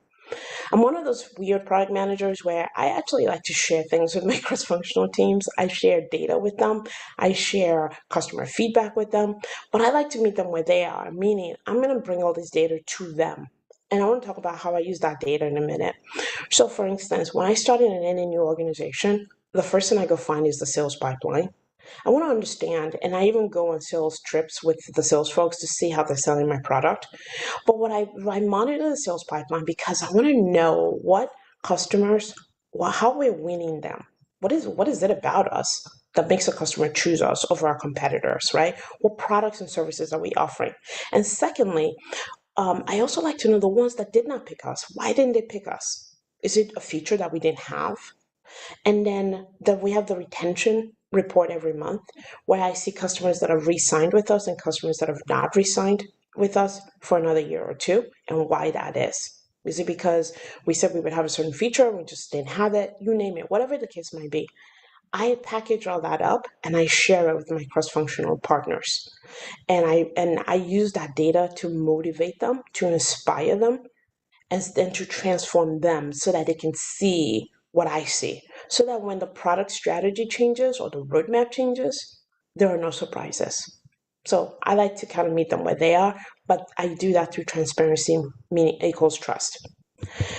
So I want to talk about sharing my product vision. So my cross-functional partners, one thing I strive for is to make sure they understand the value of the product.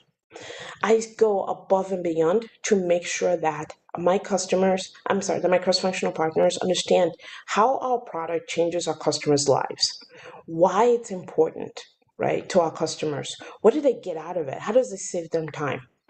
I strive to make sure, and I provide tons of data for that. You name it, from NPS scores to customer feedback and CSAT, you name it. It's all available to my cross-functional partner. And then the last thing here is, the other thing I wanted to mention is telling the story of my customer. The customer story has to travel, and I'll explain in another slide in a minute how I do that.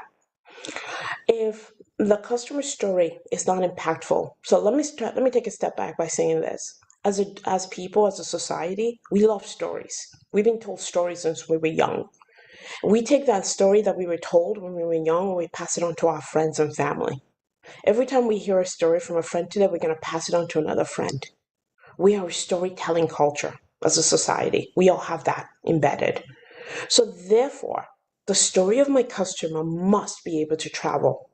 People do not remember numbers. You could throw a bunch of numbers at people, they will not remember it. But if I'm able to show in a video how it takes 7 hours for a customer to create an account or something like that as an example, that stays with the people in the room because they will always remember that. So not only telling the story, but the story must be impactful because it needs to travel so that your partners and your cross-functional partners don't need you in the room to tell that story. They can tell that story to their direct reports. They can tell that story to their leadership. And then I want to talk about top-down versus bottom-up. So I love organizations where it's bottom-up, because then what that means is that my box, my 3-in-a-box, my triangle, my designer, my tech lead, myself, can come up with not only the MVP, in some cases minimal lovable product, but we can also come back with the metrics that we can say that, yeah, if we did this, if we release this product or feature, this is the metrics, this is the impact on our organization. I love that bottoms-up approach because it inspires. I have found that it inspires not just me, but my cross-functional teams as well, my cross-functional partners as well, because again, tying it back to the core value of why we all work for our organization, what binds all of us together. Well, we also want to be responsible for everything, including the success. We want to have that autonomy. So I love that bottoms-up approach.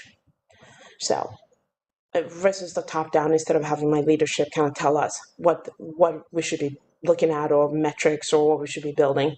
I favor the bottoms-up approach. And what I find, like I said, is it's very motivating. So the last thing I want to mention here is design. Let design drive the conversation.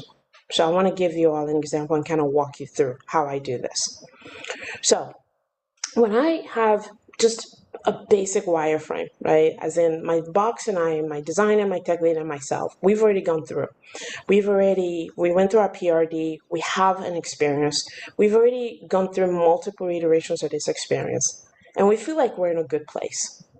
When we bring it in front of the customer, we are transforming that customer. By the way, it may not be perfect, and that's okay.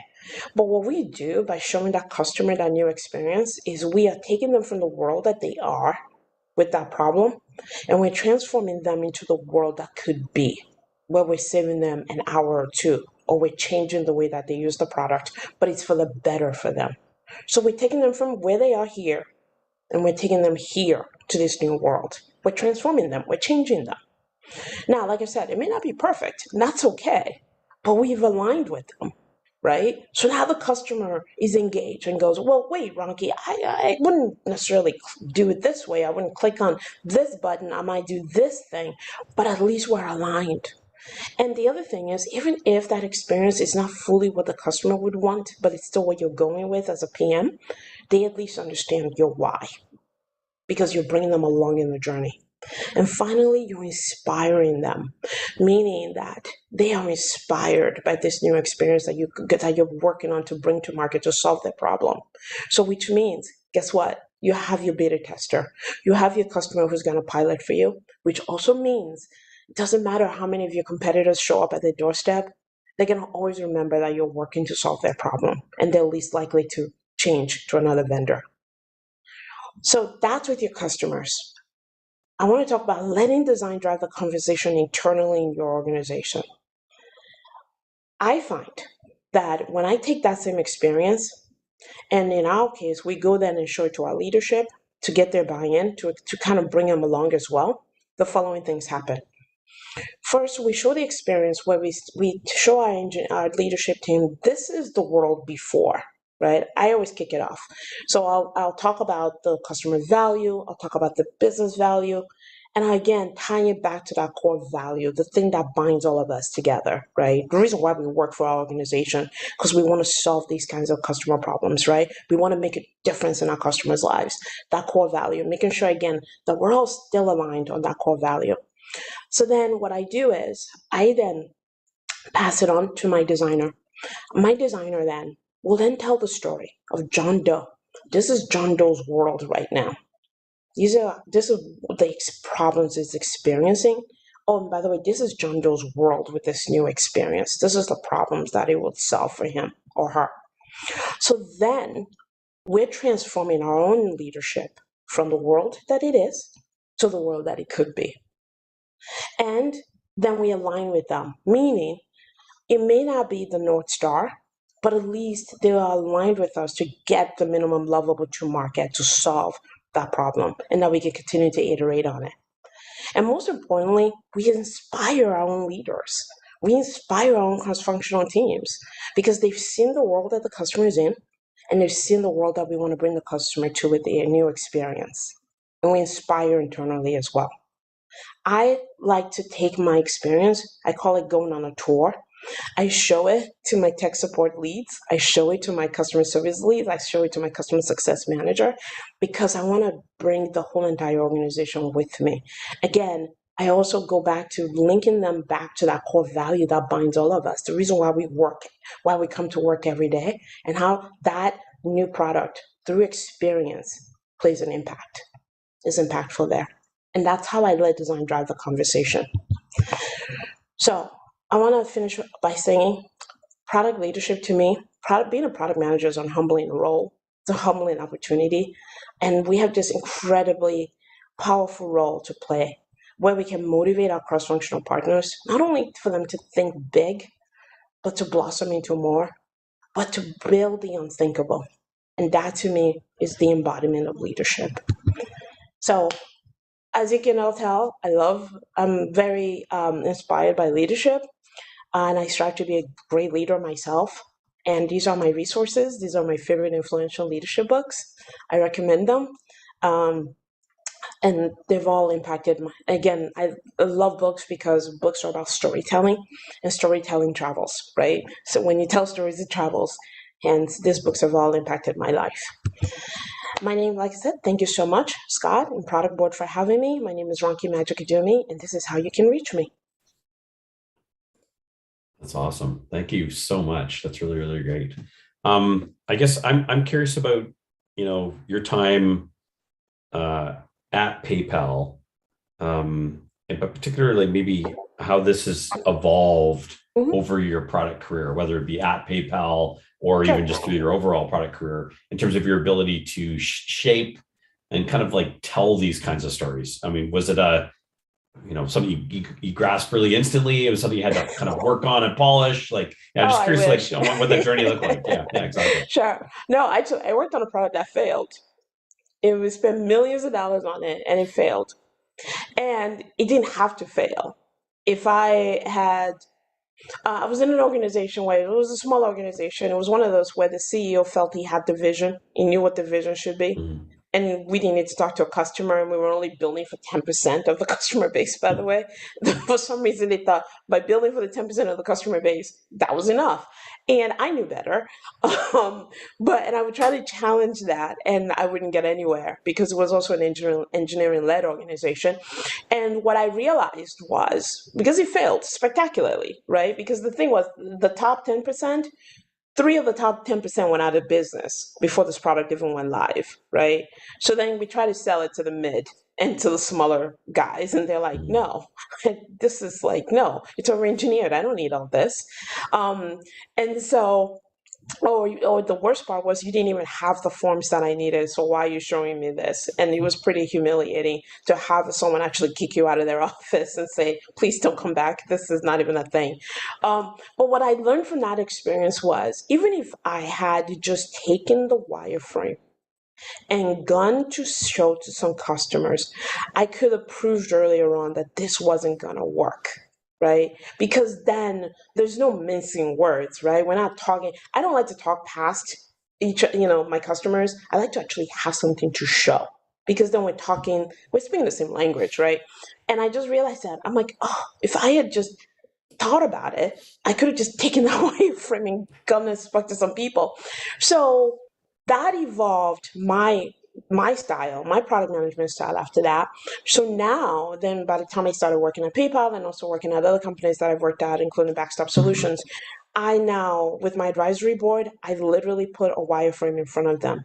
And it just amazes me the feedback you get when you show somebody something, right? And they're like, oh, okay, well, why do I have to click on a button there? Wait, what about this? And the ideas that it unlocks, right? Because, and I always use this example, we all interact with our iPhone differently based on our cultural background, right?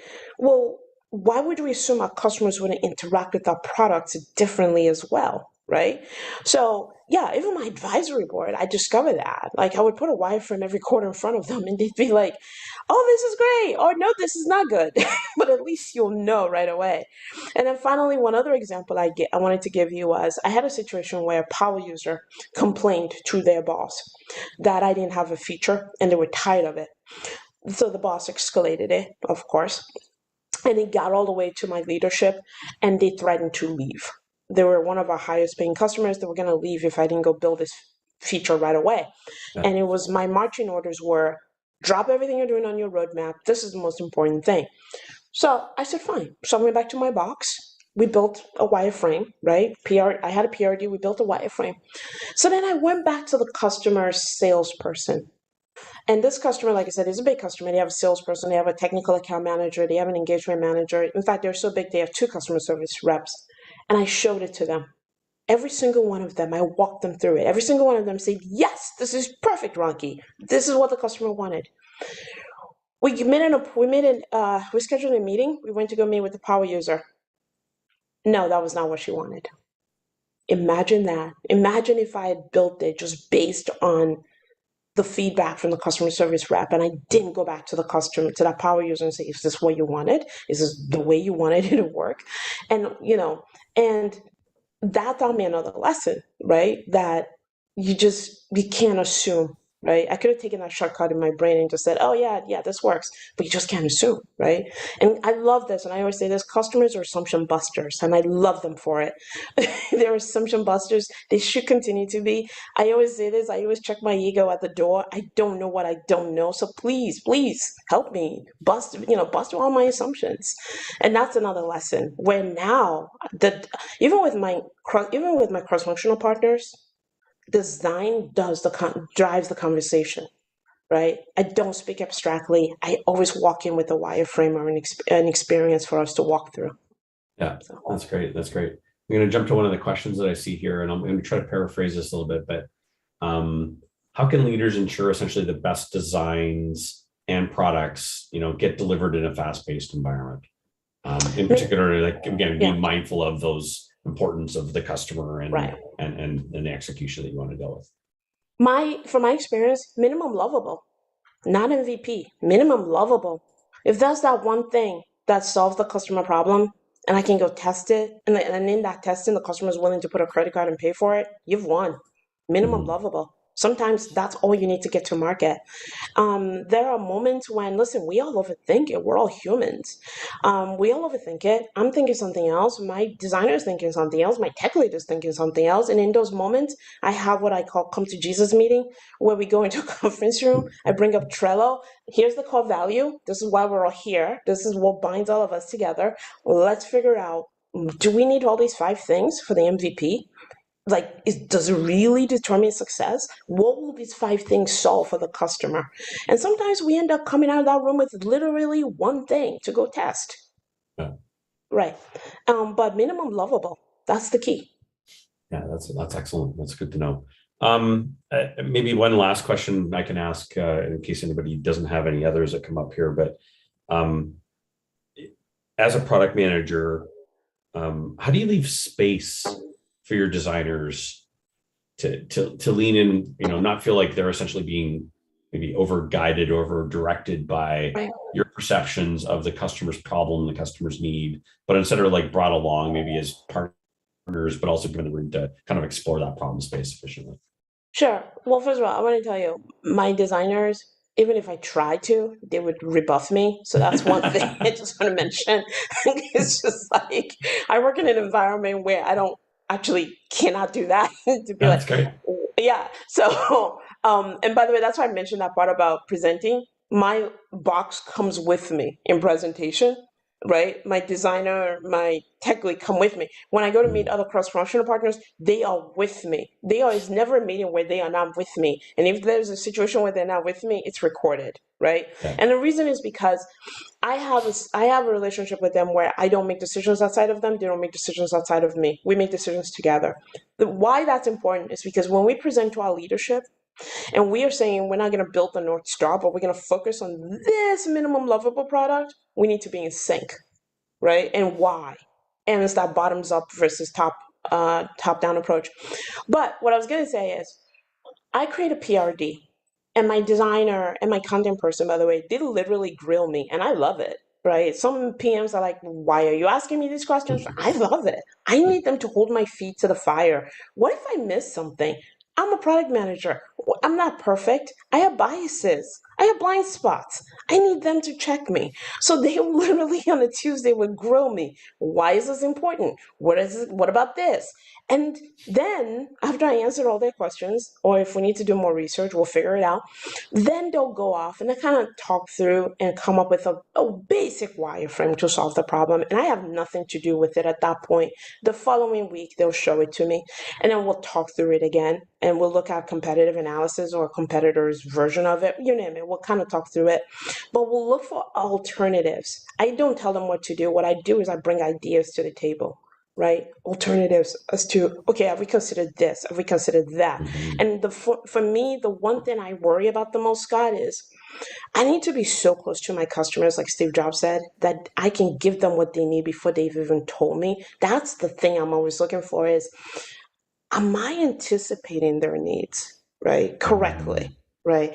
And is my designers doing the same thing? And then finally, what I wanted to say to you is, the other thing is, my design lead, my content, my engineering lead are all in the room with me with the customer so that they can ask questions.